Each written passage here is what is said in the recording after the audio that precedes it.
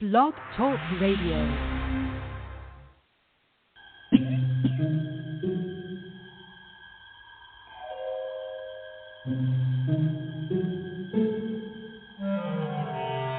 Archangels, ghosts, and Bigfoot, oh my.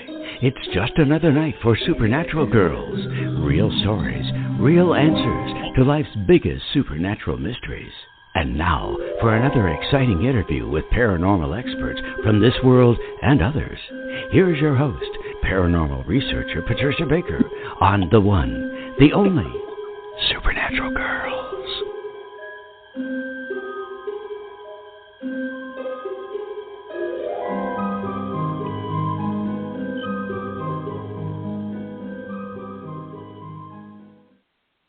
Welcome, everyone, to another exciting episode of Supernatural Girls Radio.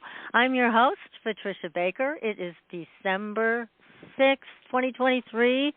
I'm here with my co-host, PK, all the way from Tucson. So, PK, how you doing tonight? Absolutely fabulous. It was a lovely day today. A little bit of warmth in the air. It felt so good.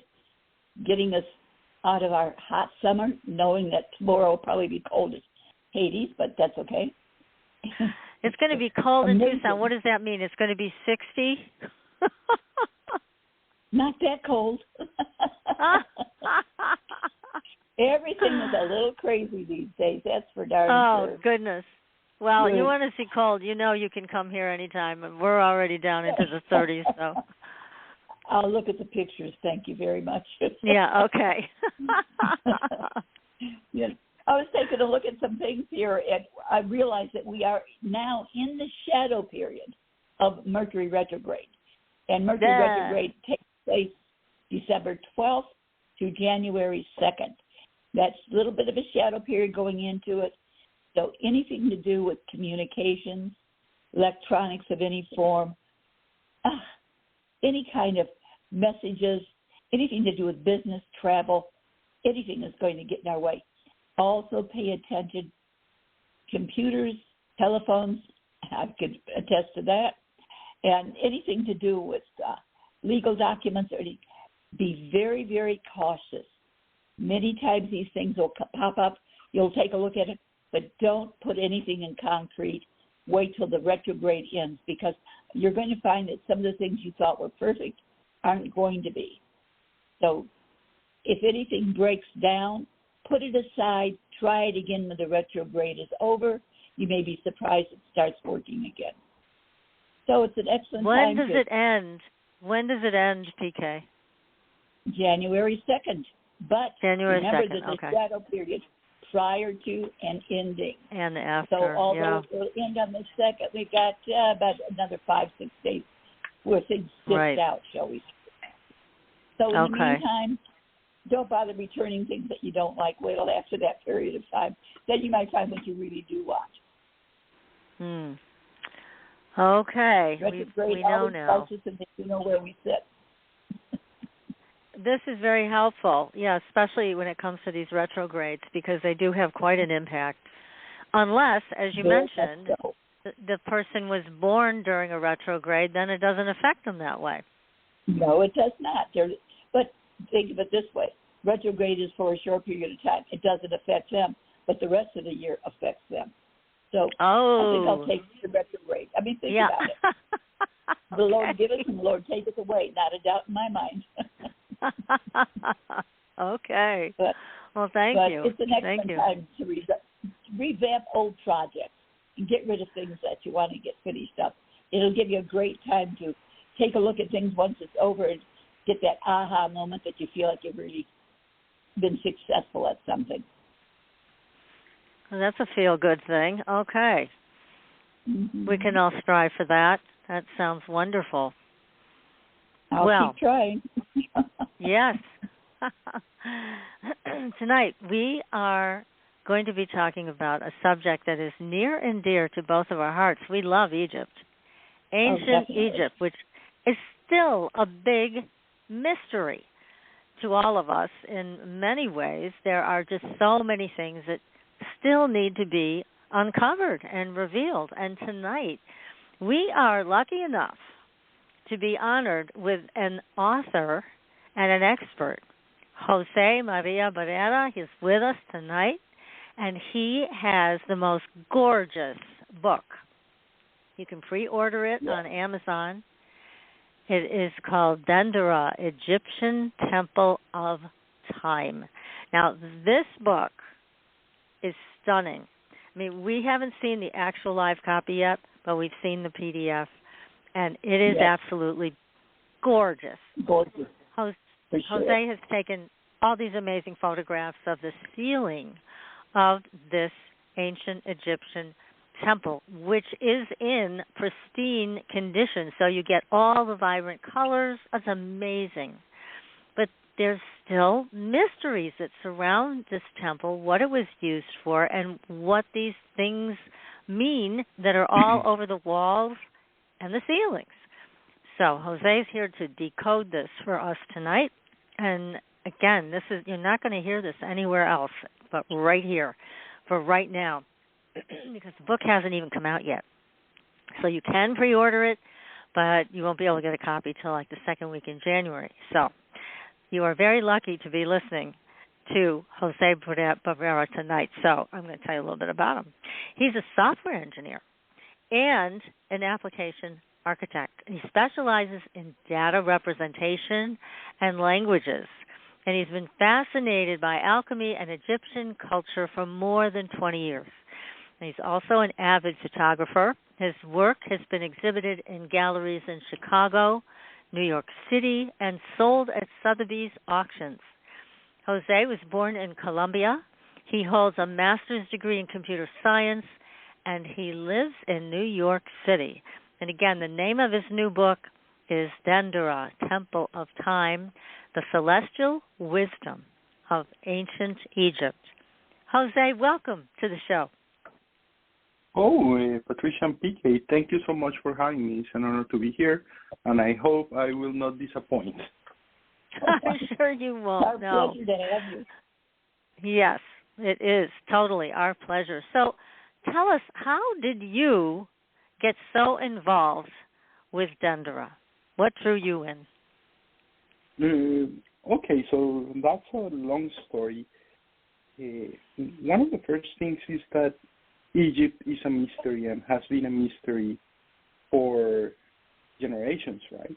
And until the Napoleonic expedition showed up there at the turn of the 19th century, that was a place of legends and myths, and very few Westerners have been there. And when the Napoleonic troops and the savants that they called, they brought Napoleon, when he invaded Egypt, brought 160 academics with him to study and document basically the invasion of Egypt. And that's the beginning of what we know today as Egyptology. And when they did that, and they got on all these marvelous places and all these temples, and they saw the hieroglyphs on the walls everywhere, one of the things that they had is that they couldn't read them, because the knowledge of hieroglyphs had been lost for close to 2,000 years, and nobody knew how to read them. So you have this magnificent place, right, like all these forgotten ruins and the pyramids and all these places, and covered with messages, beautiful messages, by the way, because the aesthetics of the Egyptians were impeccable. And but it was part of the mystery is that these walls were covered with unknown symbols, so lost on time. And because of something that happened on that expedition, and is that they found the Rosetta Stone, which is basically a piece of granite that is inscribed in hieroglyphs and also in ancient Greek. And because of that, they were able to basically correlate the ancient Greek that they could read with the hieroglyphs. And that's how we started to decode and read hieroglyphs. That was Jean-François Champollion in 1820, if I'm not wrong, when we first regained the knowledge of how to read hieroglyphs. So this place has been mysterious for a long, long time. And I love mysteries. It's something that touches your curiosity and is tantalizing to go to a place like this and you're underneath this magnificent ceiling and walls and place that is obviously made by great people, and you have no idea what it is. And to me, that's unacceptable. I cannot sleep without knowing what's going on there. So yeah, when mysteries is something that really attracts my curiosity, and I'm very curious. So that's the same reason why I study strange things, and language is one of those fascinating things, and ancient Egypt is deeply, deeply linguistic, right? Because of their long history on language and so on. So when I saw this ceiling on this temple, and you arrived to this temple, and I was telling you before we started here, Patricia and PK, that one of the beauties of this temple is that it's in pristine condition. It's like as if it was built yesterday, although it's more than 2,000 years old. So this temple was built. The version of the temple that we have, because in these sacred places they used to build temples and then take them down and build again on top of that and so on. So the current temple that is at Dendera, which is like 40 minutes north from Luxor, that temple was finished in the 1st century after Christ, and it was built, part of that was built by Cleopatra, which was the last pharaoh of Egypt before it fell under the ruling of the Romans.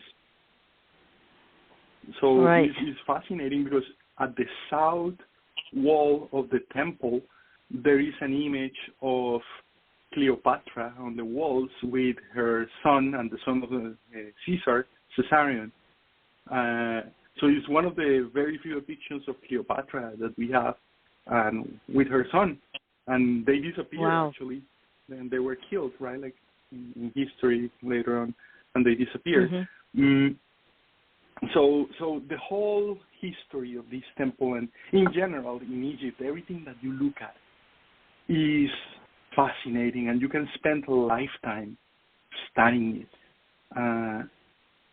It is gorgeous. It's gorgeous, and so speaking of language, as you mentioned before, it's one of my big passions, right? It's understanding language, because it's the tool we have for understanding and for reasoning, and we are linguistic animals. So I don't know how deep do you want me to go on this? I could go on that. Well, let me ask you let me take you in a metaphysical direction, because that there are so many questions about some of the things that are on the walls, on the ceilings. I want to talk about what they call the melting steps. That's a big deal that people are still questioning. But one of the things, I know your primary focus was the ceiling, but you're also aware that on one of the walls they had a depiction of what some people are saying are 2 large light bulbs, and that they were able to basically have electricity, and that those drawings basically say that. Now, you saw them up close. What do you think about that? Yeah, so there's a lot of literature about that, and that depiction of what they call the light bulbs of Dendera, right? Is not only there; they're in various places. It's more in the temple itself. Outside on one of the walls, there is another one, and you can find it in different locations in Egypt. And I think it is a case of pareidolia. I don't know if you know that word, but pareidolia is is the ability we humans have to see faces on things, right? Like so we're pattern matching. We're pattern matching machines, basically, which is an allegory. I don't think we're machines, but we are meant to decipher and to find patterns around, and we relate and we revert everything to things that are familiar to us and that are implanted in our memory. So one of those is faces, right? We are meant to see and recognize faces, and since the moment we're born, the first thing when we open our eyes and we see is a face. So we are wired to recognize faces. So when you see a garbage somewhere, or people have seen like the Virgin Mary shows up on a piece of Wonder Bread on a toast, right? Right, yeah.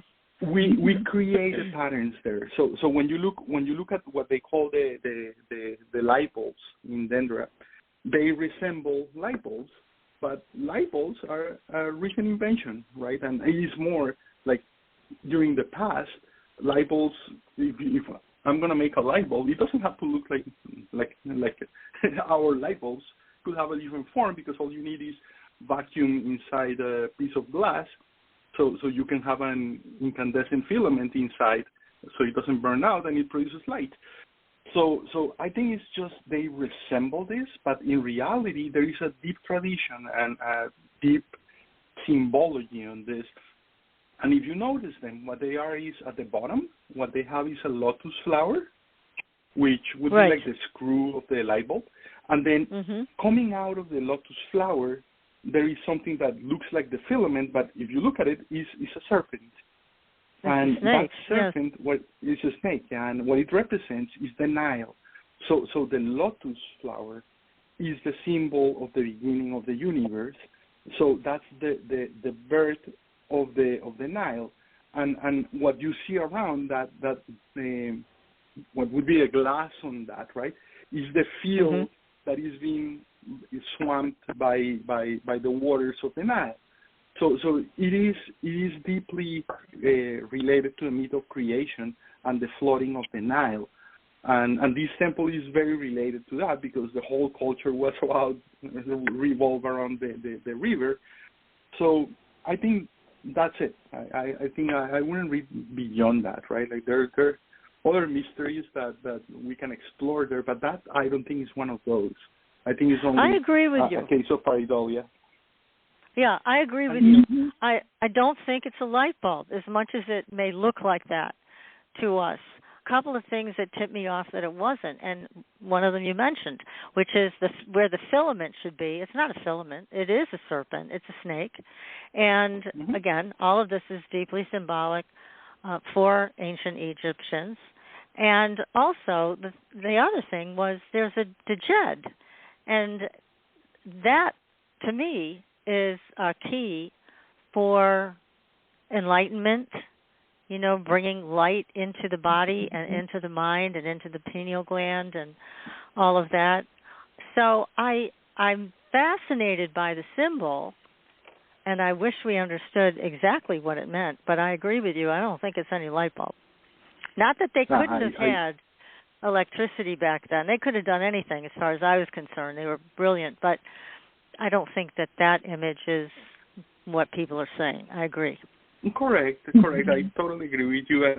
And the other thing that happens when people do this is that the real mystery, right, and is the beautiful symbology and the wisdom of these people gets hidden in this kind of interpretation, right, and is lost. Yeah. Because to me, the real genius of these people is not if they have like electricity or not. To me, the real genius is when you go to this temple and you see the magnificence of that place and the harmony that is within those walls, right? It tells you something very, very deep about human nature and what their culture, in their own terms, was able to achieve. So I think is way bigger and more mysterious and more sublime than Yeah, they had light bulbs. Yeah, whatever. We exactly. It's not a big deal. Yes. Mm-hmm.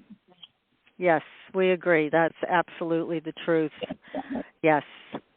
Because they had this amazing connection that we can't even put into words today with life and death and other dimensions. I mean, they understood so much more than we can even begin to think about. So, yeah, I agree. And it's so important to try to get to these deeper symbolisms and what they're really talking about. What are they really saying, like you said, about human nature, about who we are and what we're capable of?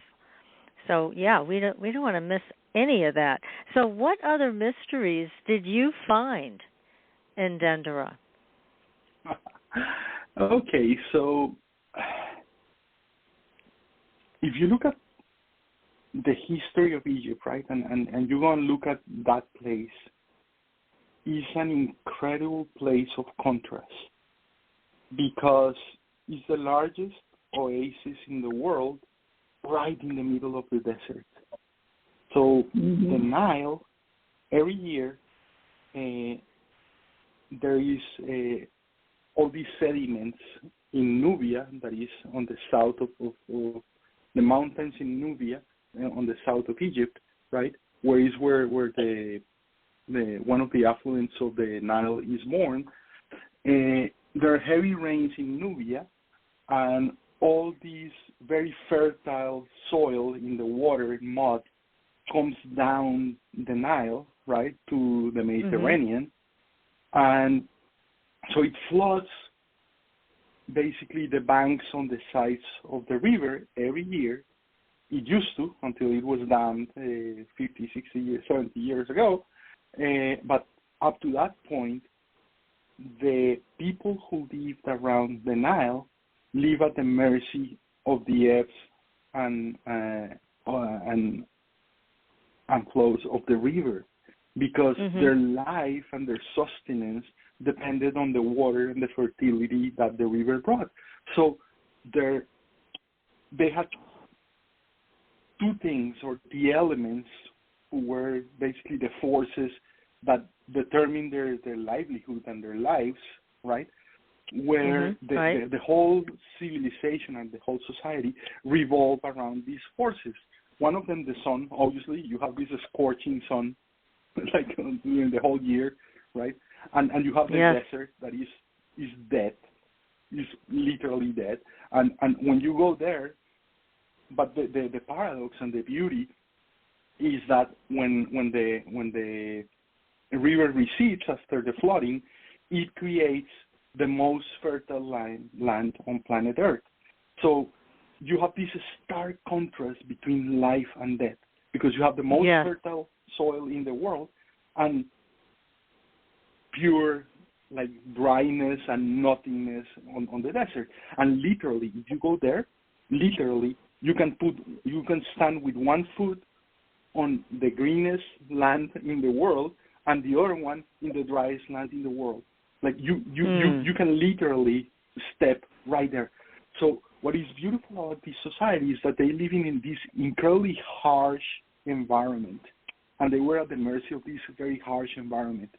And yet they live in a paradise and full of blessings when the inundation was, when the flooding was correct and was right. They lived in one of the most bountiful places in the planet as well. So there is this incredible contrast between life and death, abundance and scarcity, right? Heat and darkness, because during the night the desert gets incredibly cold. So it's a place of contrast, and it's these human beings who happened to live around that place, had to deal with this extreme environment, and because of the way they lived and the way they harmonized with that environment, they managed to create the longest civilization that we have seen, and the most successful in many ways civilization that we've seen. So so profound and so beautiful. And once you go there and you see these temples and you see this culture and what is left of it, you understand that this is the product of that environment. All their myths, all their hieroglyphs, all their ideas, all their philosophy is about their desert and their river and their sun and everything about it. And it's beautiful. It's a poetic place. And it's so happy and so full of colors, even though these people were in the middle of this harsh environment and dead around them.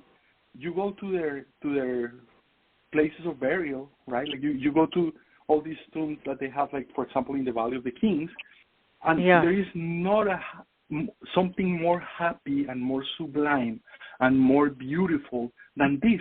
So even at the darkest moments, which is death, they were able to find color and beauty on those things as well. So I think it's such a wonderful place because of that, right? It's not perfect by any stretch, or it wasn't perfect, right?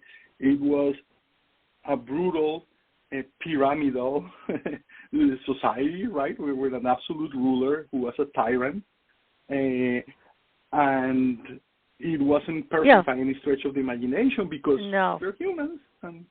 But what they were able to achieve.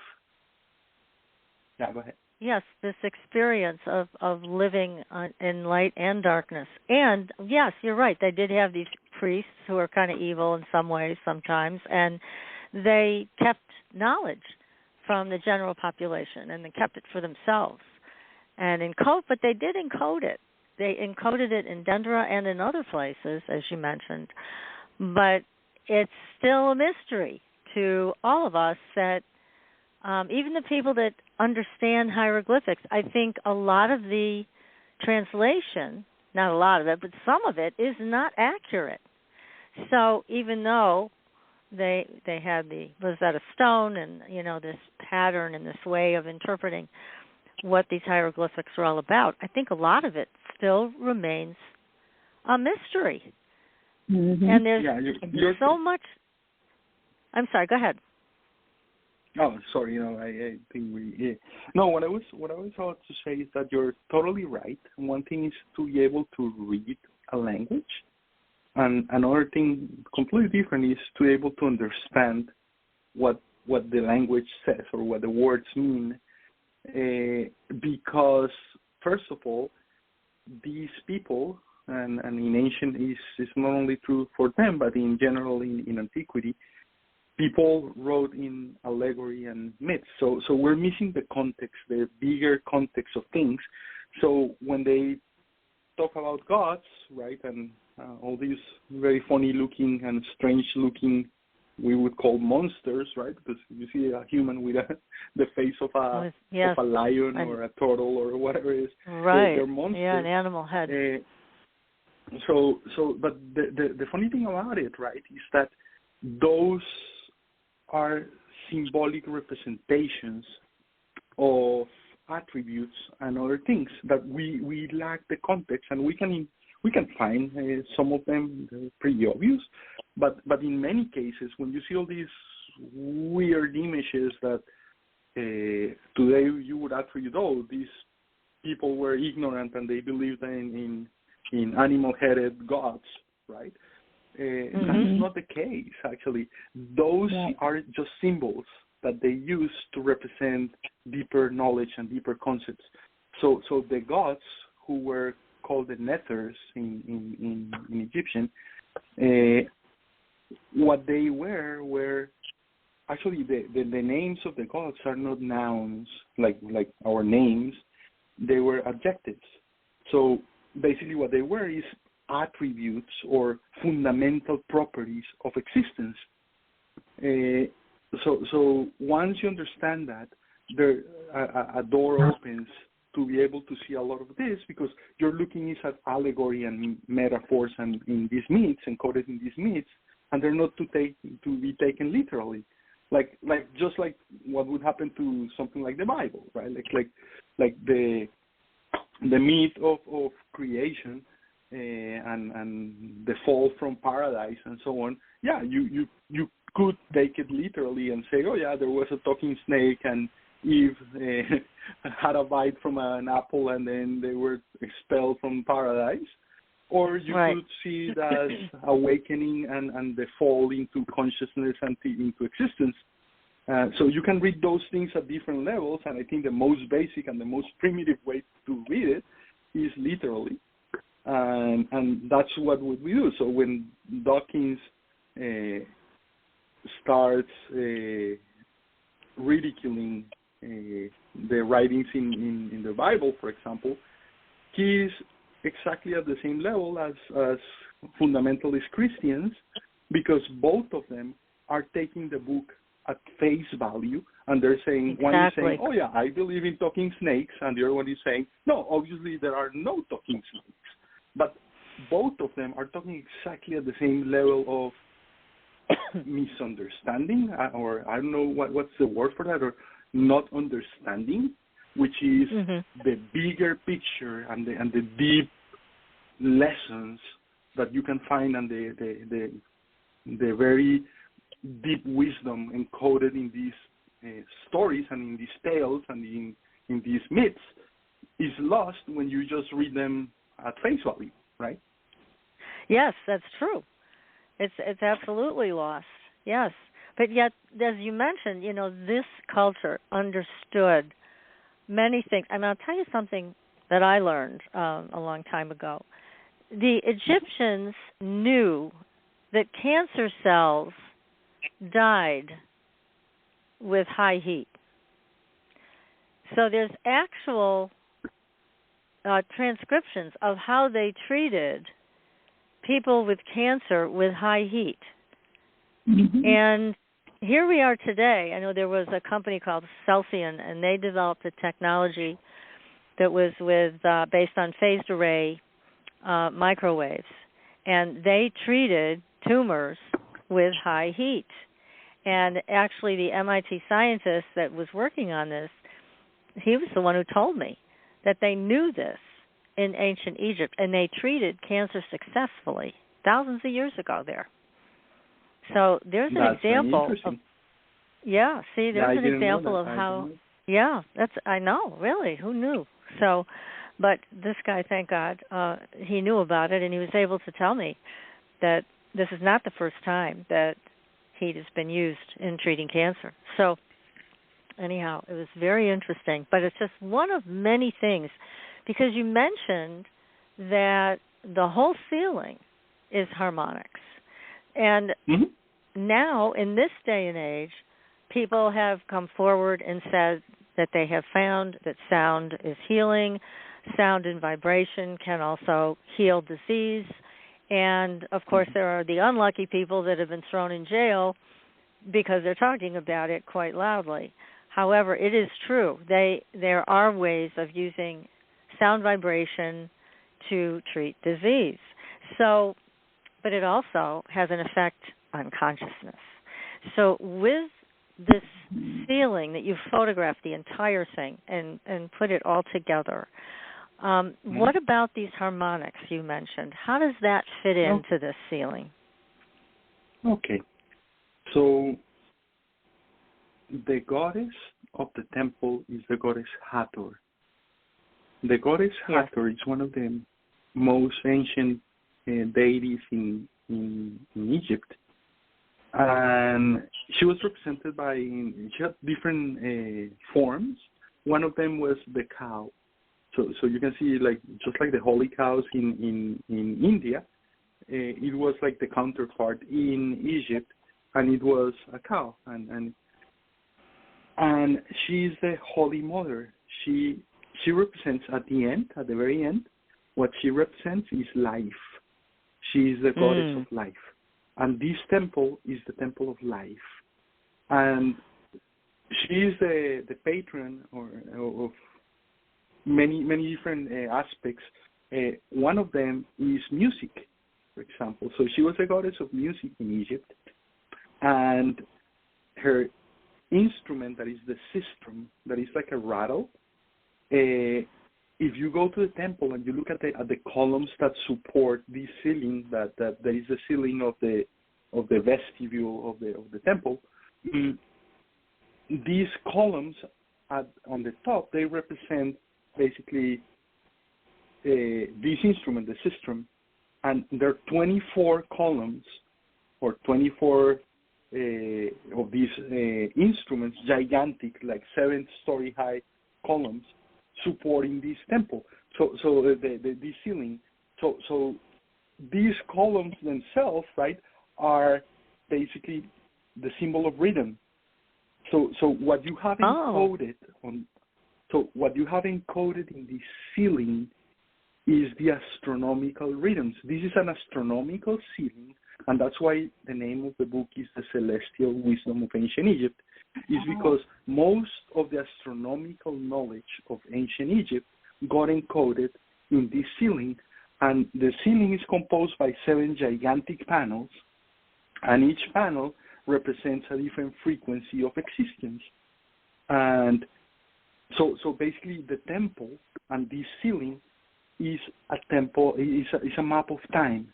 What it is a diagram of time. And what is interesting about time in Egypt, which is very different to our perception of time today, is that we live in a world where our conception of time is linear, right?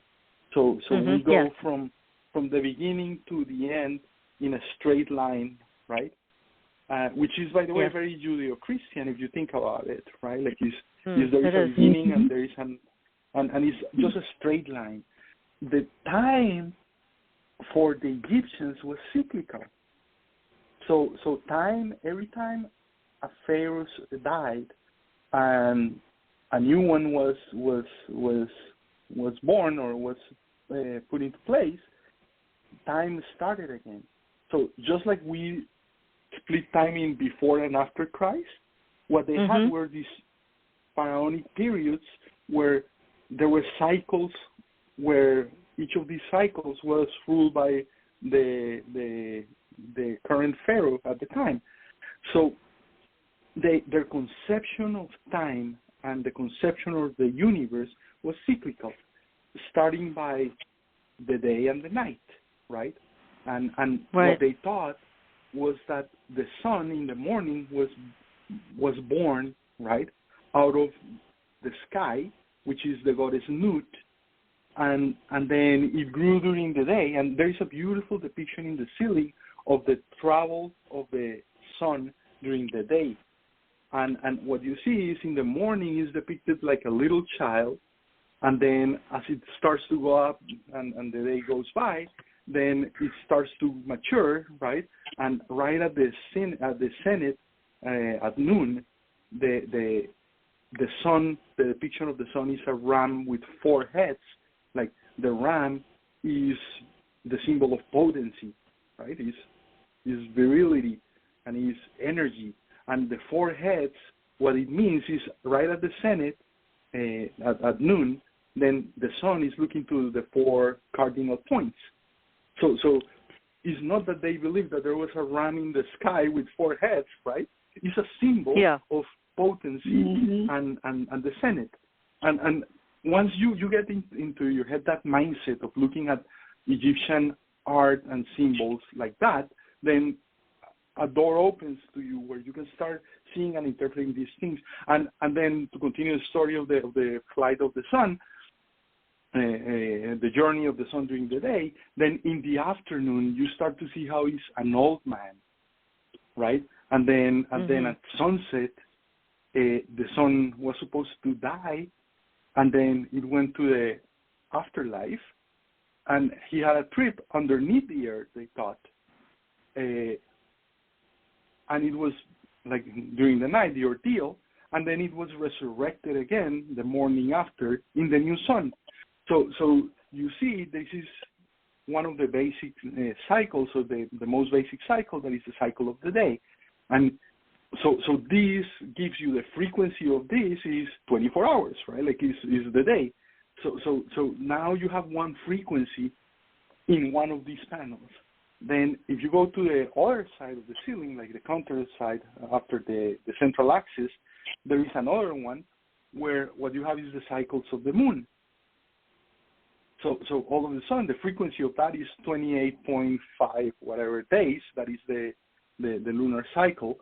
And so as you start to see from the center and the axis of the temple, as you start to walk to the sides of this room, on the ceiling, what you have is the center represents the present, right, which is the highest frequency possible, right? Like, and as you start to move to the sides and to the sides of the room, on the ceiling, what you have is lower and lower frequencies until the room is framed by the goddess Nut, which is the immovable sky, which is eternity, where time doesn't move.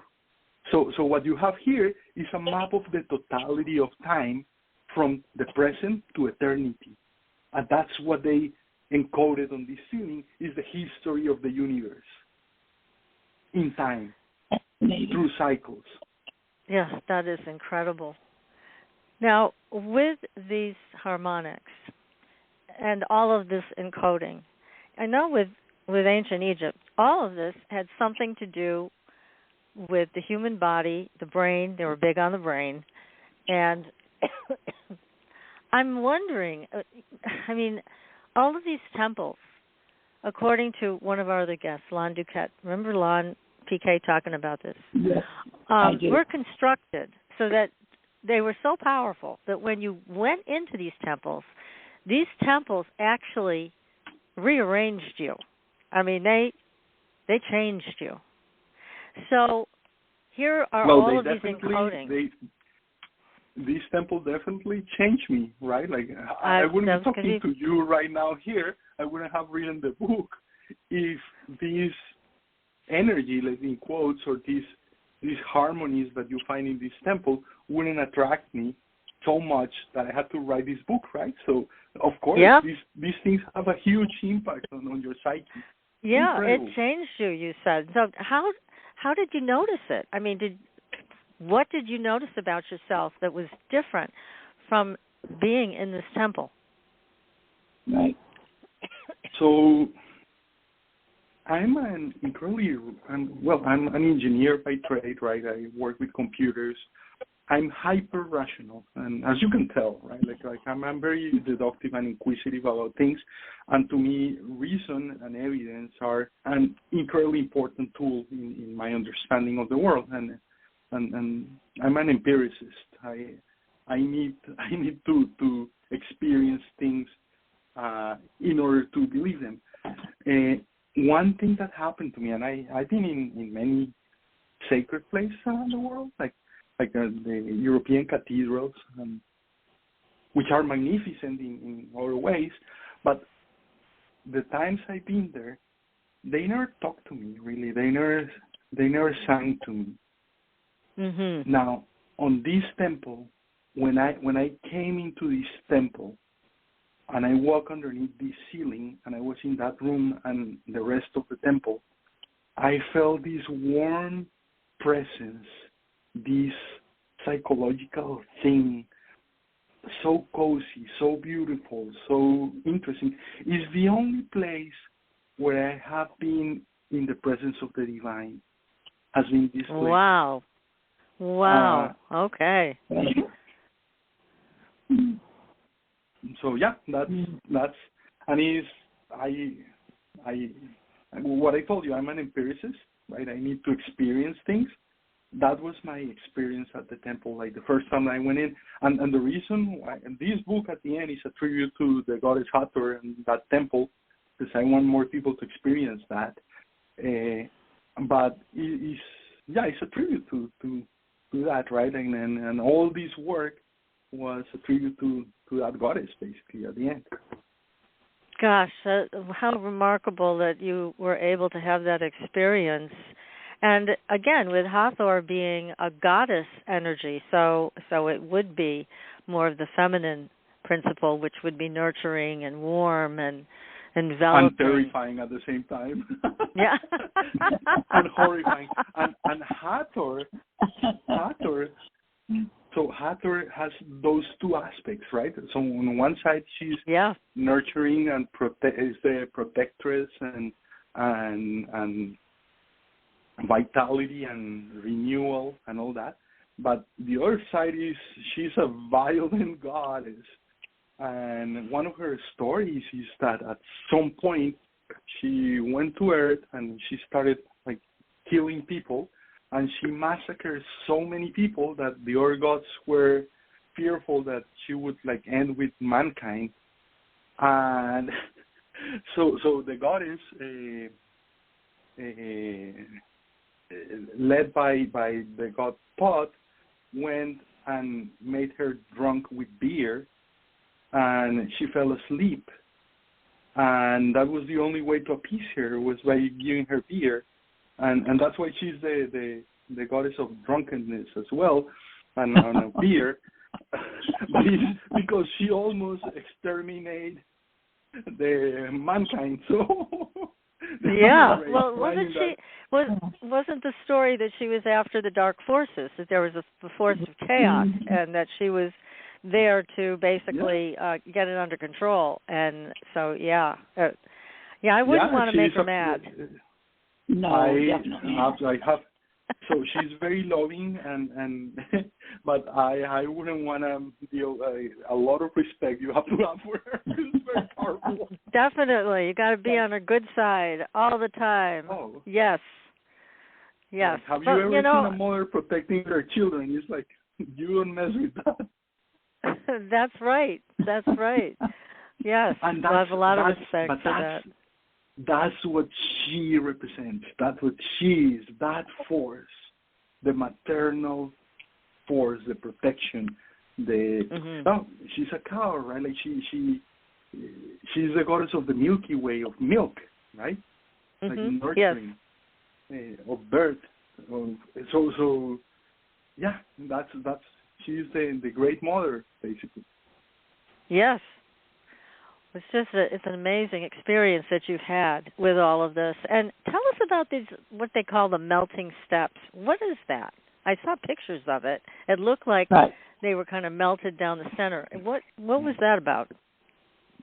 Correct. So what is interesting about the temple, and so I can tell you a little bit about this, and is basically you walk on there is this staircase that goes to the second floor of the temple, to the ceiling actually, and I can tell you a little bit about the anatomy of the temple, because at the end, this is the temple of life. You know what the temple is? A womb. So the sanctum, these temples, the sanctum sanctorum, that is the inner chamber, the holy of holies, right? Is the whole thing is a womb, and what they had was all this ritual where they used to take the statue of the goddess to the ceiling, and they had these two staircases on both sides. But if you look at it, it's like the temple, in a way, is an allegory to the reproductive system of the female. And as you go upstairs, right, and they took the statue that is in the center of the temple, and they take it to the terrace of the temple, to be united with the sun, with the rays of the sun, to conceive a child. So the whole temple is an allegory of the act of the creation of life, of the miracle of life conception. Oh my, okay. Which makes perfect sense, right? Because she is the goddess of life. She's the Holy Mother. So what are these melting steps? These melting steps are representative of what? So as I would think those staircases are the fallopian tubes, but that's my speculation. But when you are there and you look at this, it's the transit of the ovi, right? Like going up, like descending, right? Yeah. Very, very interesting. Now, one of these staircases, it happens to be that when you look at the steps, they look as if they were melted, like literally, and there is no explanation for it. Nobody knows what happened. It doesn't look like like you go to a lot of like medieval churches and all this, and you look at the staircases, and they are basically eroded by people walking up, but the erosion of those staircases is different than this. This looks like clearly like as if it was melted. Could be something else, I don't know. But yeah, it looks like, and they call them the melted steps because they look as if they have been melted. Yeah. Yes, they did. They did, at least in the photos. So yeah, I wanted to ask you about that. And also, again, with looking at Hathor as the goddess, looking at the feminine principle, there were always doorways with women to other realities. And that, did you see that anywhere? Any depictions of that in the ceilings or in any of the... So literally, like if you think about it, right, the conception of life is you are out of nothing bringing consciousness into this realm. So if that's not a portal, if the womb is not a portal, I don't know what it is, right? Because because it is literally you are bringing consciousness into this universe through that doorway. So that's fascinating.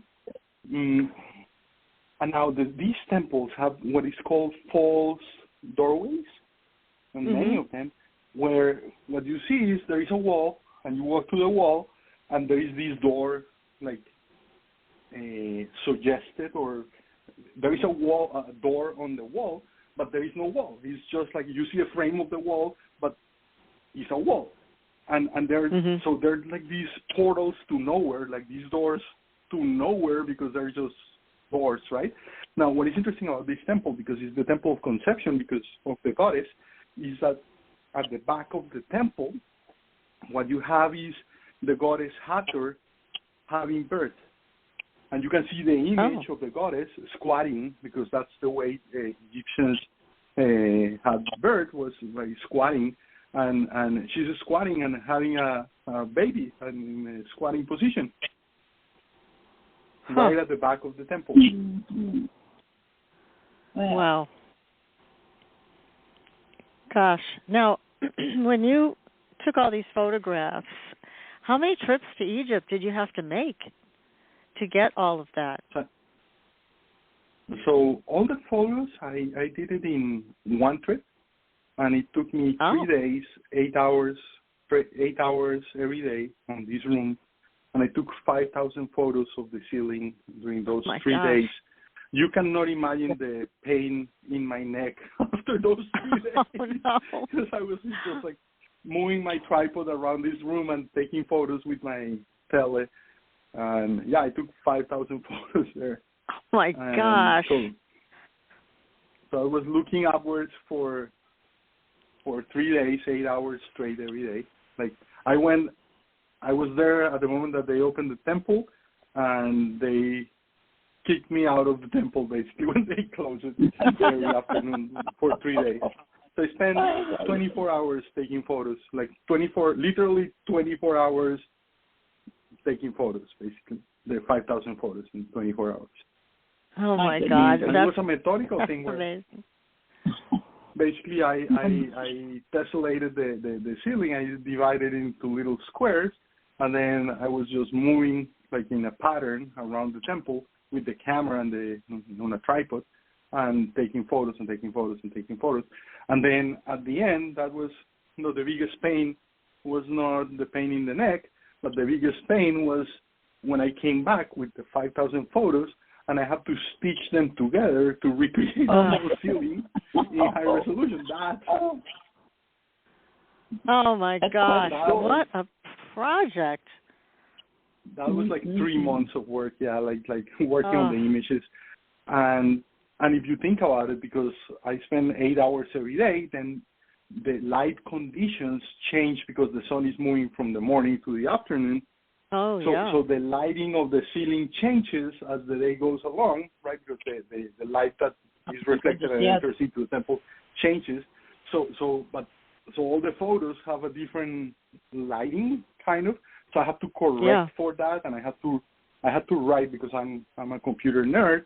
I wrote software to correct and align all these, so the images look equally illuminated, all of them, so I could stitch them together. So that was a lot of math went into trying to compensate for the movement of the sun on the photos. Oh my goodness! Yes. Now, do you feel? I mean, obviously, you feel a very close connection to this. Do you ever get any dreams or any other visions that really bring you back to that place where you may have lived before? That I've been there before I was in this incarnation? Is that yes. the question? Mm-hmm. Yes. No, never. No, I had many dreams of this place because and I guess in order to write a book like this, you have to be obsessive, and I'm super obsessive about things. Yeah. So I've been obsessed with this place for a long time, and while I was writing the book, I dreamt with the book, I dreamt with the goddess, I dreamt with the temple many times, thinking of trying to make sense of what the ceiling was actually, and I spent I amassed for this project at the end. I have a library, probably 300 books on ancient Egypt, and the funny thing is that there is no literature in English about this temple. There is very, very, very few things written in English, and the person who actually did the translations of the ceiling her name is Sylvie Coville, and Sylvie Coville is a French Egyptologist who spent 30 years in this temple, talking about obsessions, translating and decoding every single symbol in this temple. So she's probably the person that knows the most about this temple in the world, right? Has known since the Egyptians, because she spent 30 years there. But her books are impenetrable. They're academic books, and all the literature of this temple is either written in French or in German. So when you try to go and try to see what is so when you go there and when you try to see what is written about this temple and you're trying to figure out what this means, it's like nothing, right? So I had to get her books, which by the way cost an arm and a leg. All these academic books, they're like $400 or $500 a piece. Oh my gosh! So it's information that is truly hidden from people, right?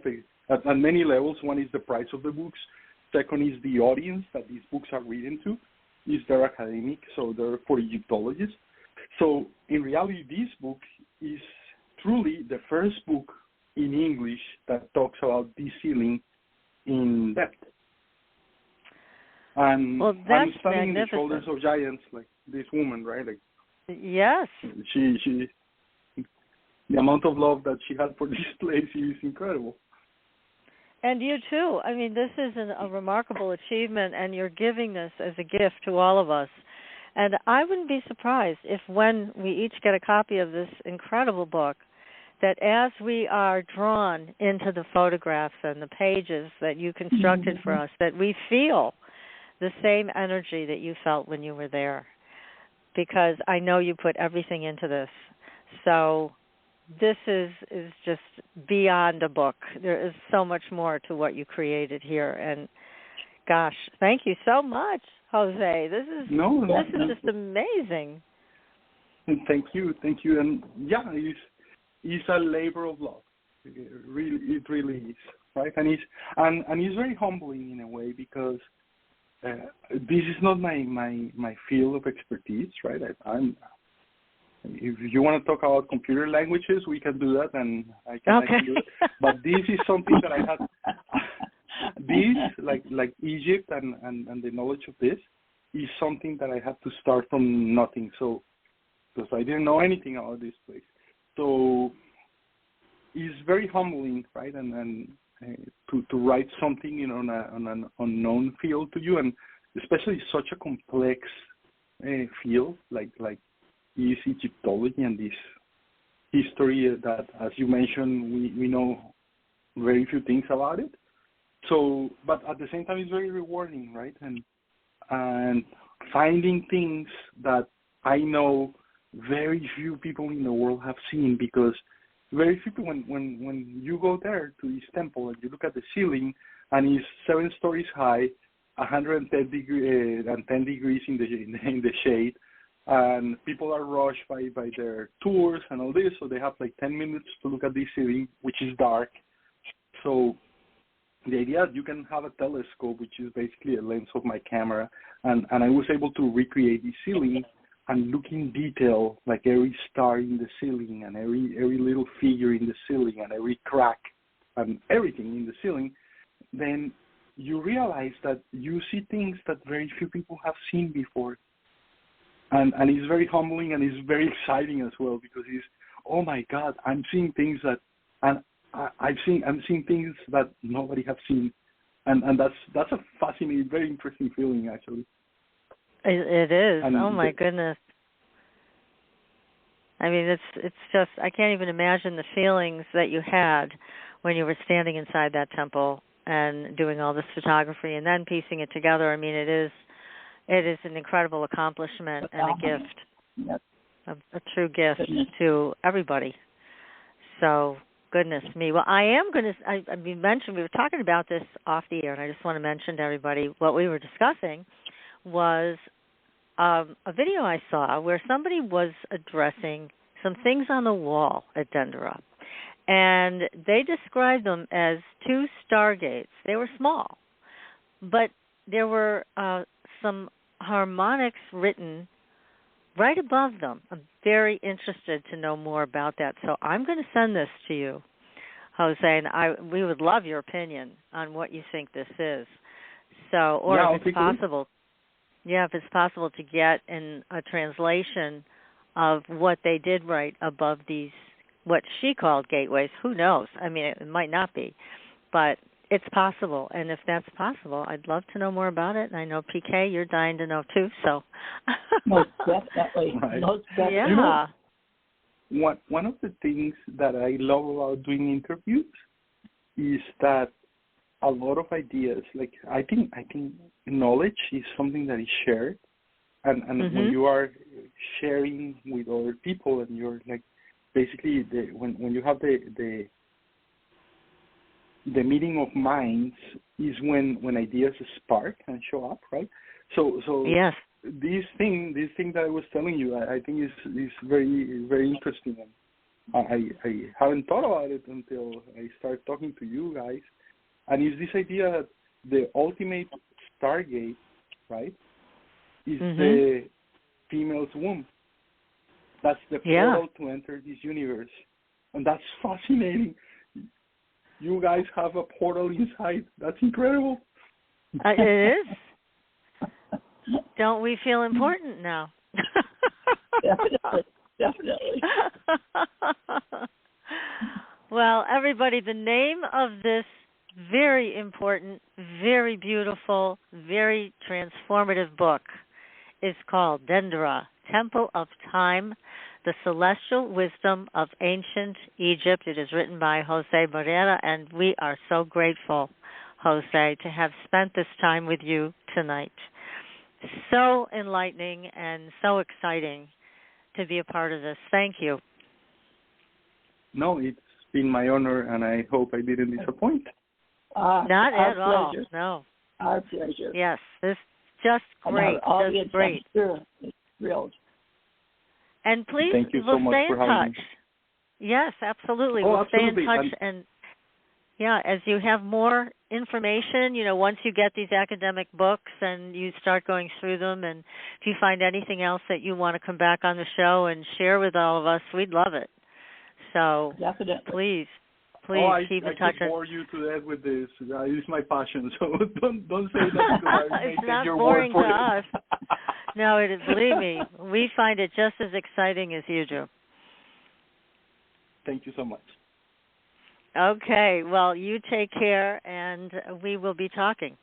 So everybody, we'll be back next week with another great show. And until then, we'll see you on the Blue Highway. Good night, everyone. Good night. Thanks for listening. Tune in next week for another radio adventure with Supernatural